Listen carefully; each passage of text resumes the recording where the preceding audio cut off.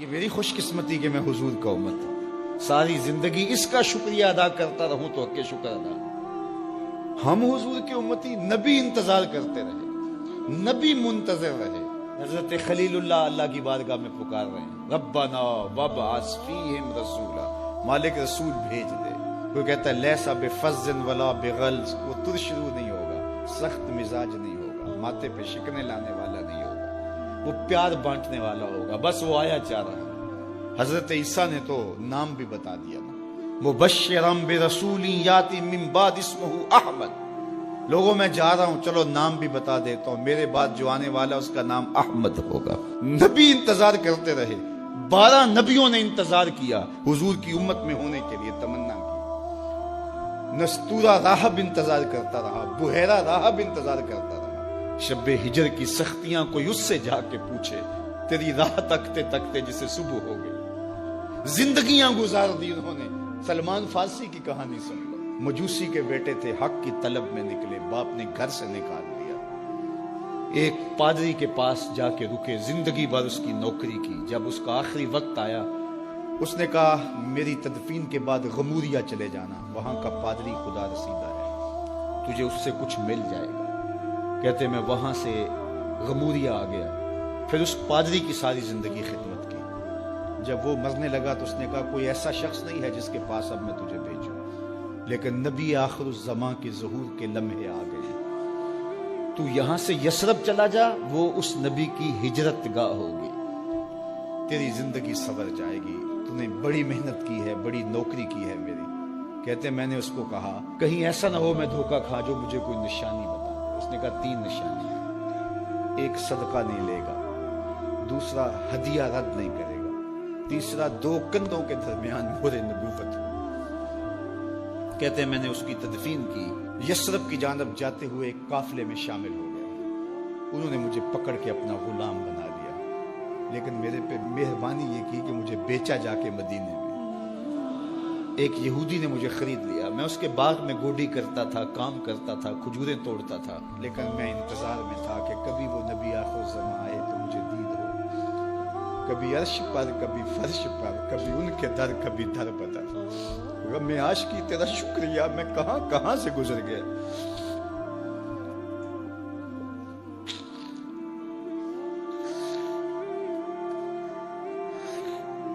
کہتے ہیں ایک دن میں اپنے باغ میں کھجوریں توڑ رہا تھا کہ ہواؤں میں مستی پیدا ہو گئی، اور ہر سمت سے طلع البدر علینا کی صدائیں گونجنے لگی۔ میں سمجھ گیا کہ وہ لمحے آ گئے، میں نے چھلانگ لگا دی اور دوڑ پڑا۔ میرے آقا نے سمجھا شاید غلام بھاگ گیا، اس نے دوڑ کے مجھے پکڑ لیا۔ میں نے اس کو کہا کہ میں نوکر تیرا ہی ہوں، لیکن دل نوکر کسی اور کا ہے، میں بھاگوں گا نہیں، مجھے جانے دے۔ میں کچھ کھجوریں لے گیا تھا صدقے کی نیت سے، جا کے حضور کو پیش کی۔ آقا کریم نے فرمایا ہم نبی صدقہ نہیں لیتے۔ کہتے ہیں نشانی ایک پوری ہو گئی، کہتے ہیں کہ میں کچھ دنوں کے بعد اور کھجوریں لے گیا، اور میری نیت ہدیہ کی تھی، میں نے پیش کی، حضور نے قبول فرما لی۔ لیکن میں بھی کہتا تھا تیسری نشانی بھی پوری ہو لے تو پھر مانوں گا، اور وہ کیا تھی؟ 2 کندھوں کے درمیان مہر نبوت۔ کہتے ہیں ایک دن حضور میرے باغ میں آئے، اور آقا کریم نے اپنے مبارک کندھے پہ چادر رکھی ہوئی تھی، اور چادر کی اوٹ میں مہر نبوت چھپی ہوئی تھی، اور میں پیچھے ہو کے دیکھتا تھا، اور میری آرزو یہ تھی کہ کوئی تیز جھونکا ہوا کا آئے اور چادر ہٹ جائے اور میں مہر نبوت کی زیارت کر لوں۔ حضور میرے ارادہ قلب سے آگاہ ہوئے، فَأَلْقَى إِلَيَّ رِدَاءَهُ، حضور نے چادر اتار کے میری جانب پھینکی، اور پھر ایسے رخ کر کے فرمایا انظر الی ما امرت بہ، اس پادری نے جو بتایا تھا دیکھ لے آ کے۔ تو کہا میں نے دیکھا کہ حضور کے کندھوں کے درمیان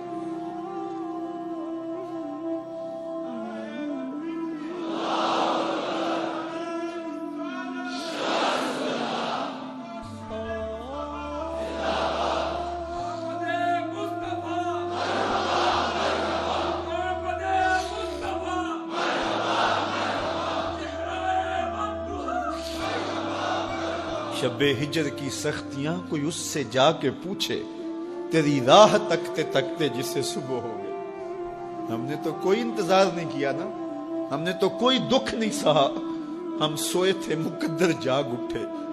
ہمارے والد مسجد سے مولوی صاحب کو بلا لائے. انہوں نے کان میں آ کے کہا مبارک ہو تو حضور کا نوکر بن کے آ رہا. میرے والد گرامی ایک شعر جھوم کے پڑھا کرتے تھے, محمد جانے جانا ہے پیغمبر ہو تو ایسا ہو, رسولوں کی بشارت سے مبشر ہو تو ایسا ہو, امر توقیر کا سب کو موکر ہو تو ایسا ہو, کیا ہم کو غلام ان کا مقدر ہو تو ایسا ہو.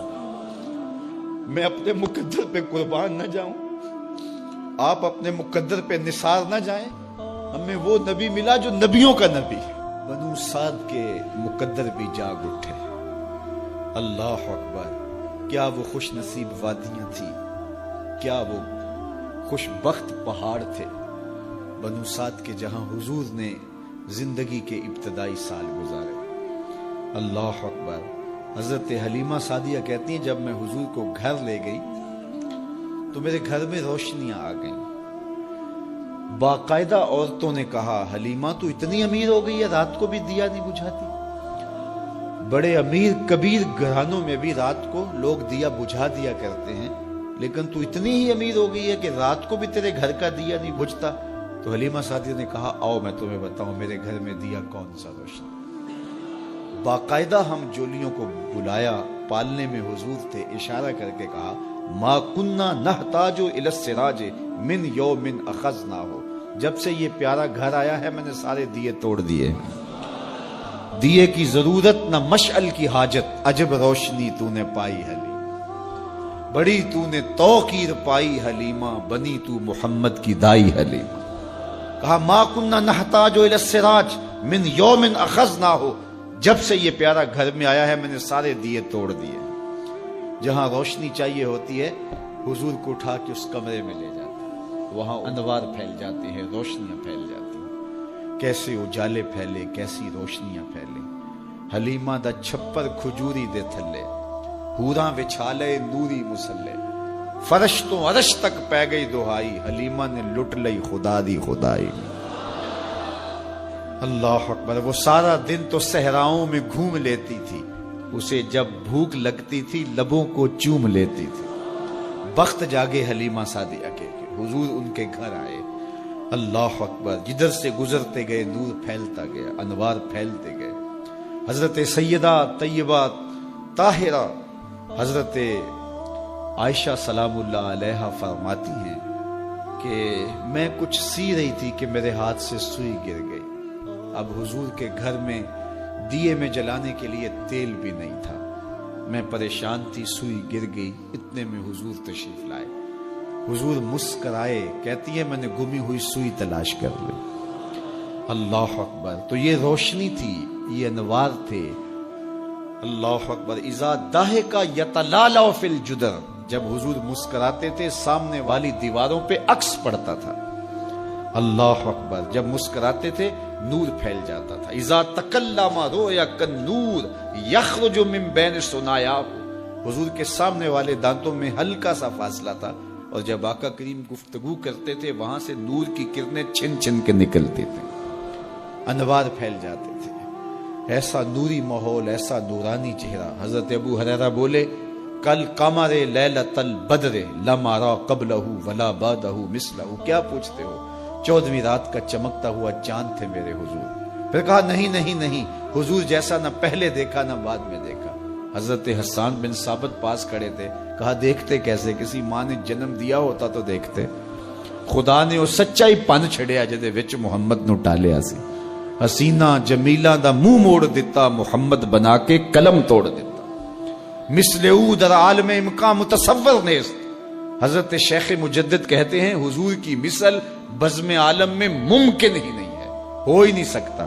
اور اقبال کا لہجہ بھی دیکھیے, رخ مصطفیٰ ہے وہ آئینہ کہ اب اس سا دوسرا آئینہ, نہ کسی کی بزم خیال میں نہ دکان آئینہ ساز میں. تو وہ پیکر تراشا, وہ پیکر تراشا, مکھ چند بدرشا شانی ہے, متھے چمک دی لاٹ نورانی ہے, کالی زلف تیک مستانی ہے, مخمور رکھی ہن مد بھری. کیسا جمال دیا, کیسا حسن دیا. اچھا بریلی کے امام سے بھی پوچھ لیجئے. اللہ اکبر. بل بل نے گل ان کو کہا, کمری نے سروے جاں فضا. بلبل کی منتہائے پرواز تو یہی ہے نا، کسی کو پھول کہتے۔